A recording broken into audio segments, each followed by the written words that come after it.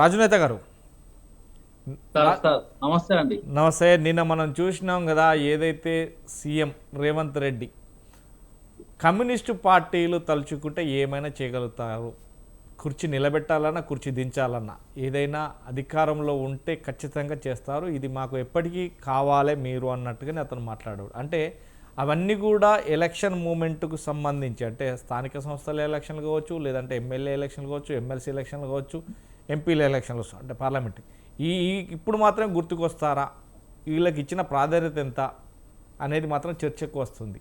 ఈ మాటల వెనుక అంతర్యం ఏంటి, ఎలా చూడొచ్చు? ముందుగా గుడ్ ఈవినింగ్ అండి పెద్దలందరికీ కూడా, డిబేట్ లో ఉన్నటువంటి వాళ్ళందరికీ.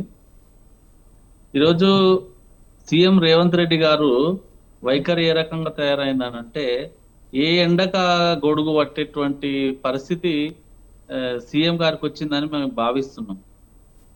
ఎందుకంటే ఈరోజు ప్రజా సమస్యల మీద స్పందించాల్సినటువంటి ప్రభుత్వం నిమ్మకు నీరెత్తినట్లు ఉంటుంది. ఇందాక పెద్దలు చెప్పినట్టు విశ్లేషకులు, అనేక రకాలైనటువంటి సమస్యలు తెలంగాణ రాష్ట్రంలో తిష్ట వేసుకొని కూర్చున్నాయి.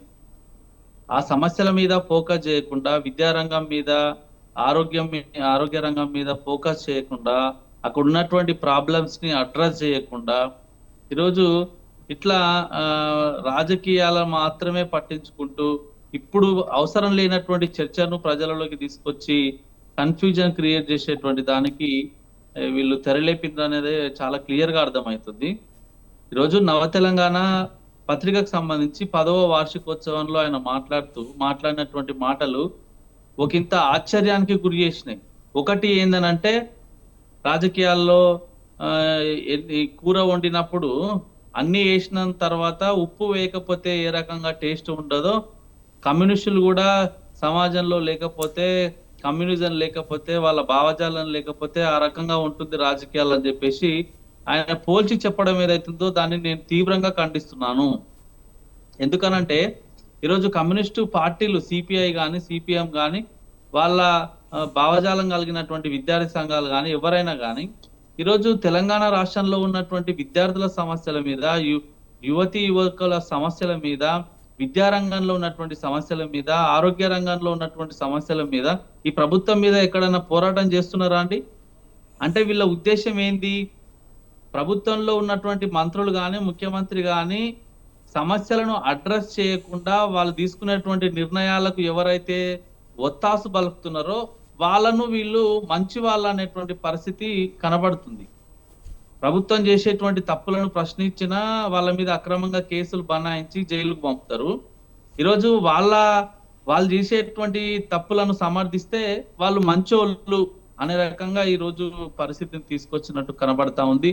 రెండోది, నిన్న ఆయన మాట్లాడుతూ యూట్యూబ్ ఛానళ్ళకు సంబంధించినటువంటి జర్నలిస్టుల మీద చాలా తీవ్రమైనటువంటి చాలా పరుష పదజాలాన్ని వాడడం జరిగింది. దాన్ని కూడా మేము భారతీయ జనతా పార్టీ తరఫున తీవ్రంగా ఖండిస్తున్నాం. ఎందుకంటే గతంలో ఆయన టీడీపీ నుంచి ఎమ్మెల్యేగా ఉన్నప్పుడు, టీడీపీ నుంచి ఎమ్మెల్సీగా ఉన్నప్పుడు, లేకపోతే గతంలో ఆయనను అక్రమంగా ఆయన చెప్తాడు కదా, ఎప్పుడు నన్ను జైలుకు పంపించినందుకే నేను ఛాలెంజ్ చేసి బయటకు వచ్చి సీఎం అయినా అని చెప్పేసి. మరి ఆ రోజు ఆయన జైలుకు పోయినప్పుడు ఇదే యూట్యూబ్ ఛానళ్ళు కదా ఆయనను చూపించి ఆ రోజు హైలైట్ చేసినాయి. అప్పుడేమో వాళ్ళు మంచోళ్ళు అయ్యారు, ఇప్పుడేమో వాళ్ళు చెడ్డోళ్ళు అయ్యారు. కాబట్టి ఇవన్నీ ఏంటంటే ఏ ఎండక గొడుగు పట్టేటువంటి రకంగా రాజకీయాలు మాట్లాడుతున్నారు. సరే, ఆయన అసలైన పరిపక్వత చెందినటువంటి రాజకీయ నాయకుడిగా మాట్లాడితే రాజకీయాల్లో పెద్ద ఇబ్బంది ఏం లేదు. కానీ జర్నలిస్టుల మీద లక్ష్మణ రేఖ గీయాలి, ఎవరు నిజమైన జర్నలిస్టో అర్థం కావడం లేదు అని చెప్పేసి చాలా తీవ్రమైనటువంటి పదజాలాన్ని ఇంకా ఒకంత దిగజారి అందరి ముందు ఆయన మాట్లాడినటువంటి భాష ఏ రకంగా ఉందనంటే, నాకు చాలా సార్లు కోపం వస్తుంది, ఈ ముందు వరుసలో కూర్చున్నటువంటి యూట్యూబ్ జర్నలిస్టులు కానీ, చిన్న చిన్న జర్నలిస్టులను కానీ వాళ్ళని చూస్తే కోపం వస్తుంది, నాకు ఒక్కోసారి కిందికి దిగి లాగి కొట్టాలనిపిస్తుంది అనేటువంటి భాష ఒక ముఖ్యమంత్రి స్థాయికి అది సరిపోతుందా అని ఒకసారి ఆలోచన చేయండి. మనం ఇక్కడ ఉన్న వాళ్ళం అందరం కూడా ఉన్నతమైనటువంటి చదువులు చదువుకున్న వాళ్ళము. మీ సమస్యను ఎత్తి చూపినప్పుడేమో యూట్యూబ్ ఛానళ్ళు కానీ, లేకపోతే చిన్న చిన్న ఛానళ్ళు, పత్రికలు, యూట్యూబర్స్ ఏమో మీకు మంచి వాళ్ళయ్యారు. అదే మీరు అధికారంలోకి వచ్చిన తర్వాత మీరు ఇచ్చిన హామీల మీద ప్రశ్నించినప్పుడు, మీరు ఇచ్చినటువంటి హామీలను ఎందుకు అమలు చేయడం లేదని ఒకంత ప్రశ్నించే ప్రయత్నం చేసినప్పుడు, వాళ్ళు మీకు ఈరోజు దుర్మార్గులు లెక్క, దుశ్శాసనులు లెక్క, ఈరోజు రాక్షసులు లెక్క కనబడుతున్నటువంటి పరిస్థితి ఉన్నది. దీన్ని తీవ్రంగా ఖండిస్తున్నాం. ఎందుకంటే ఫ్రీడమ్ ఆఫ్ స్పీచ్ మన ఇండియన్ కాన్స్టిట్యూషన్ మనకిచ్చింది. ఫ్రీడమ్ ఆఫ్ స్పీచ్ దాన్ని ఉపయోగించుకొని పాలకులు చేస్తున్నటువంటి తప్పులను ఎత్తి చూపేటువంటి ప్రయత్నంలో ఖచ్చితంగా జర్నలిజం ఎప్పుడు భాగస్వామ్యం ఉంటుంది. మీకు కూడా తెలుసు. టీవీ జర్నలిస్టులు గాని, పత్రికా రంగంలో పనిచేసిన వాళ్ళందరికీ కూడా ఈ విషయం తెలుసు.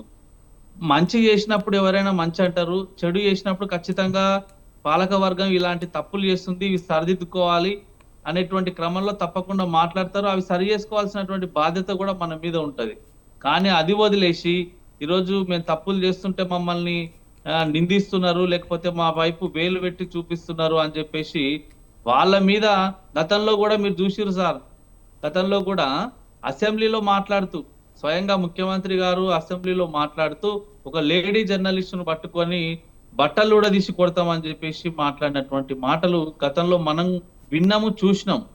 నేనేమంటున్నానంటే ఒక ఉన్నతమైనటువంటి పదవుల్లో ఉన్నటువంటి వ్యక్తులు, ఒక ముఖ్యమంత్రి స్థాయిలో ఉన్నటువంటి వ్యక్తులు ఈరోజు సభ్య సమాజం తలదించుకునే విధంగా, సభ్య సమాజం ఈరోజు అసహించుకునే విధంగా మాట్లాడే భాషని ఇది మంచి పద్ధతి కాదనేది మా ఉద్దేశం.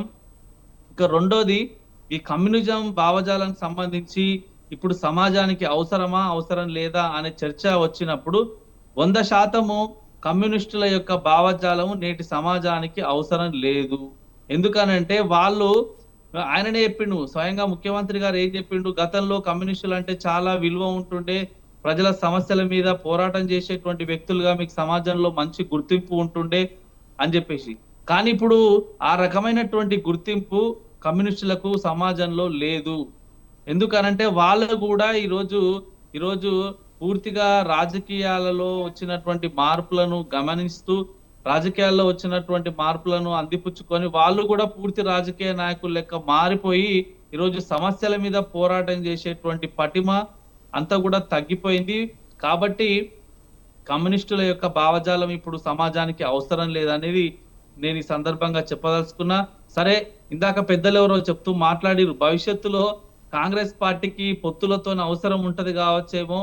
ఒకవేళ వాళ్ళతో ఎవరుంటారు ఎవరుండరు భవిష్యత్తులో నిజంగా ఒకవేళ పొత్తులు అవసరమై ప్రభుత్వం ఏర్పాట్లు చేయాల్సినప్పుడు పొత్తులు అవసరమైతే వీళ్ళతోని అలియన్స్ గా పోయి గవర్నమెంట్ ఏర్పాటు చేయాలనేటువంటి భావజాలం వాళ్ళకు ఉందేమో మాకు తెలియదు. కానీ ప్రస్తుతం ఈ 21వ శతాబ్దంలో ఈ దేశానికి కానీ తెలుగు రాష్ట్రాలకు కానీ కమ్యూనిస్టుల యొక్క భావజాలము అవసరం లేదు.